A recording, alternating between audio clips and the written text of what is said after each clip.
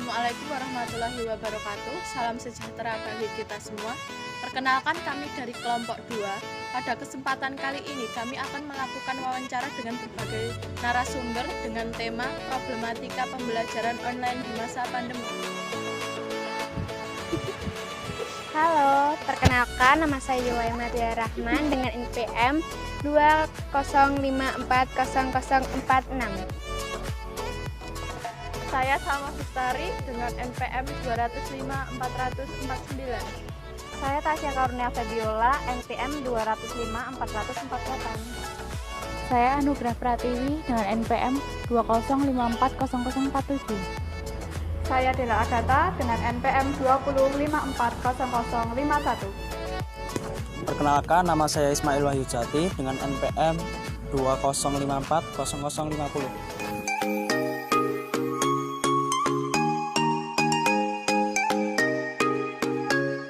Saat ini pandemi COVID-19 masih menjadi permasalahan serius yang tengah dihadapi oleh global, terutama bagi Indonesia yang sampai saat ini terus mengalami lonjakan kasus COVID-19. Pandemi ini telah memberikan dampak terhadap semua sektor, seperti sektor perekonomian hingga menjalar ke sektor pendidikan. Menanggapi hal tersebut, pemerintah telah membuat kebijakan untuk meliburkan seluruh lembaga pendidikan dan mengubah sistem pembelajaran yang mulanya luring menjadi daring. Hambatan dalam pembelajaran secara daring ini adalah pada pemahaman materi yang diberikan. Hal ini menjadi lantaran selama pembelajaran daring berlangsung, guru hanya memberikan materi dan tugas dari buku yang kemudian harus dikerjakan oleh siswa tersebut tanpa adanya pemberian pemahaman sebelumnya. Dan karena komunikasi yang terbatas, dengan sistem pembelajaran daring ini menjadi alasan adanya hambatan dalam pemahaman materi yang diberikan. Di sisi lain, dari pihak orang tua siswa juga mengeluh dengan sistem pembelajaran daring ini. Dikarenakan selama pembelajaran daring, orang tua siswa harus bisa membagi waktu antara bekerja atau mengurus urusan rumah tangga dan mendampingi anak saat belajar daring. Oleh karena itu, maka diadakan pendampingan secara daring maupun luring terhadap anak-anak yang memang mengalami kesulitan belajar.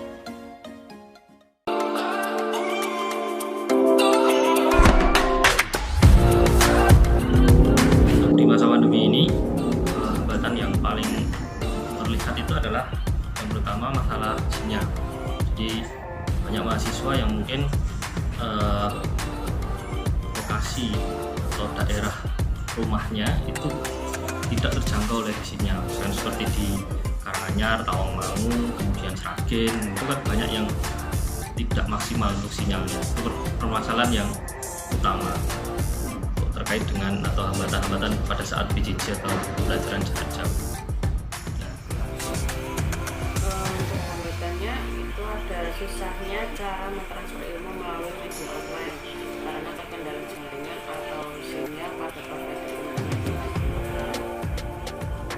hambatan yang kita alami saat ini yaitu prasarana yang kurang memadai akan menghambat belajarnya siswa.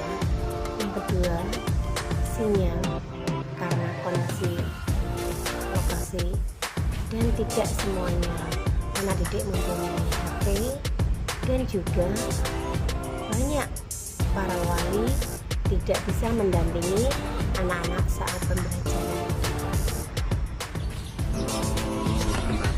Hambatan pembelajaran selama daring sebenarnya banyak sekali. Salah satunya, salah satunya ketika pembelajaran itu berlangsung dan tidak ada guru yang mengajar, dan itu nanti berdampak kepada siswa yang tidak belajar. Karena apa? Karena di situ cuma mengandalkan dari orang tua, sedangkan orang tua sendiri terkadang tidak menguasai ataupun tidak tahu dengan materi-materi yang ada di sekolahan sekarang ini. Mungkin hambatan yang sering dialami terutama untuk siswa ya.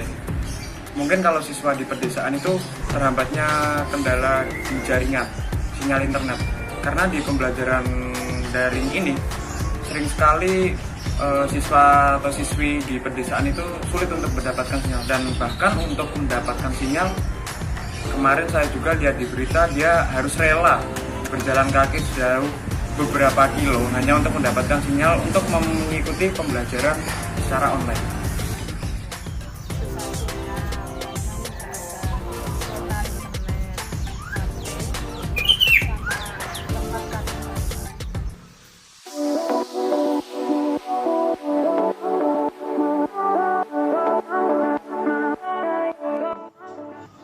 Untuk dampak positif dari PJJ, yang pertama adalah dosen maupun mahasiswa menjadi lebih banyak mengetahui platform-platform atau aplikasi-aplikasi terkait dengan aplikasi yang digunakan untuk video conference gitu, atau meeting gitu. Nah, itu menjadi dampak positif dari kegiatan ini, karena memang di Indonesia kegiatan online learning atau PJJ itu masih sangat jarang dilakukan kecuali universitas terbuka. Nah, kemudian blended learning pun juga tidak dibiasakan di Indonesia. Memang arah kebijakan dari menteri nanti arahnya ke blended learning atau hybrid learning gitu. Untuk dampak negatifnya dari kegiatan ini ya merubah sistem yang sebelumnya adalah tatap muka atau face to face menjadi PJJ atau online learning. Itu adalah bukan hal yang mudah, dan posisi pandemi ini memang kondisi yang tidak diperkirakan sebelumnya. Jadi kondisinya adalah kondisi bencana istilahnya, mendadak dan tidak ada persiapan yang cukup begitu. Sehingga menjadi dampak negatifnya adalah tidak terbiasanya mahasiswa maupun dosen di kegiatan PJJ itu sendiri. Siswa dapat belajar mandiri di mana dia bebas mengakses internet untuk misalkan soal buku belajar dari siswa. Kemudian untuk negatifnya penyerapan pemahaman materi yang disampaikan Untuk dampak negatif yang selama ini saya rasakan untuk anak didik tidak fokus saat menerima pembelajaran. Dan kedua, karakter sulit untuk dibentuk. Karena apa? Karena sudah banyak terpengaruh oleh media-media yang mereka pakai, seperti HP, dia suka mainan game. Yang sifat yang positif bagi saya sebagai pendidik yaitu banyak waktu luang untuk mengerjakan aktivitas yang lain. Positif untuk anak didik itu mempunyai banyak waktu, jadi bisa mengerjakan kegiatan itu sampai kapanpun, atau siang, malam, ataupun sore hari. Yang tadi negatif untuk anak didik itu menurut saya juga menurun akademiknya, keterampilannya juga menurun karena kurang fokusnya saat menerima pembelajaran. Dampak negatif ya, selama pelajaran jarak jauh atau pelajaran daring ini, siswa tidak sepenuhnya mengetahui ataupun tidak sepenuhnya tahu tentang pembelajaran yang diberikan oleh guru. Karena apa? Karena keterbatasan yang dialami, karena keterbatasan pertemuan, keterbatasan ketika menjelaskan pelajaran itu sendiri. Terus dampak positifnya ya mungkin ini karena pandemi kita tidak boleh berkerumun, tidak boleh berkumpul dengan orang banyak. Mungkin itu bisa menjadi salah satu bagian untuk cara kita mencegah penularan COVID-19 sendiri. Untuk dampak negatif sendiri, mayoritas seluruh mahasiswa ataupun siswa tidak bisa mengikuti kurikulum yang telah ditetapkan oleh sekolah tersebut atau universitas tersebut. Jadi mungkin untuk para mahasiswa dan siswa juga merasa bingung, apalagi untuk tenaga pengajar sendiri juga memberikan seperti pembelajaran atau materi juga setengah-setengah, tidak bisa seperti yang diberikan melalui tatap muka. untuk dampak positif sendiri, mungkin untuk mahasiswa dan para siswa lebih menghargai waktu ya, lebih untuk belajar manajemen waktu, karena untuk pembelajaran secara daring dia akan menyesuaikan, dan ketika dia mungkin bangunnya kesiangan, dia akan tertinggal untuk materi-materi yang diberikan oleh dosen ataupun guru. Dapat seminar materi, terus dapat kuota internet gratis dari pemerintah, dan bisa santai di rumah. Terus lebih fokus di rumah. Dampak negatifnya kurang efisien, nggak begitu jelas, tidak terlalu paham dengan materi yang disampaikan, kurang bersosialisasi karena tidak bertatap.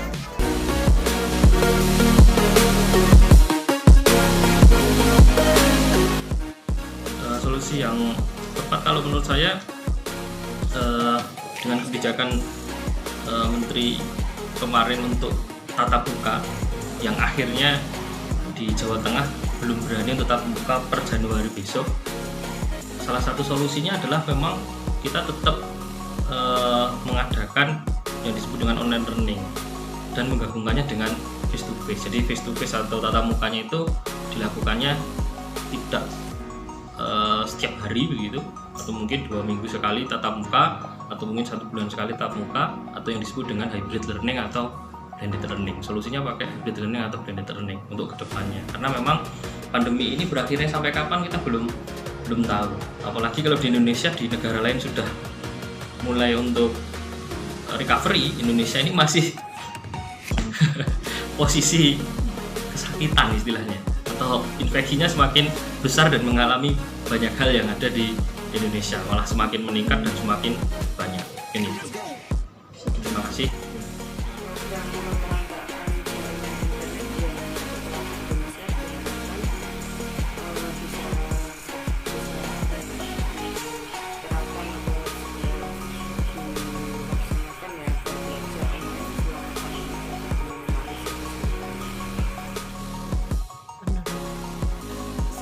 Sebagai pendidik, solusi yang tepat adalah kerjasama antara guru dan para orang tua untuk mengadakan pembelajaran yang terbaik, yaitu dengan cara home visit atau tatap muka atau kunjung rumah ke anak kita. Untuk solusi seharusnya di antara guru-guru itu bisa kayak membuat pembelajaran sendiri secara berkelompok 2 sampai 5 orang guru, jika perlu ya guru datang ke rumahnya siswa, di rumah salah satu siswa untuk belajar kelompok di lingkungan sekitarnya. Jadi di lingkungan sekitar dengan catatan itu tidak memerlukan banyak orang, 3 sampai 5 orang, dan itu tidak harus full selama seminggu, jadi bisa berpindah-pindah tempat. Untuk solusinya ada, kalau dari saya sendiri ada beberapa sih. Yang pertama, kita dari pihak universitas ataupun sekolah memberikan fasilitas yang memadai untuk para siswa ataupun siswinya agar dia bisa mengikuti pembelajaran dari. Untuk yang kedua sendiri juga mungkin memberikan seperti briefing sebelum dilakukannya pembelajaran daring.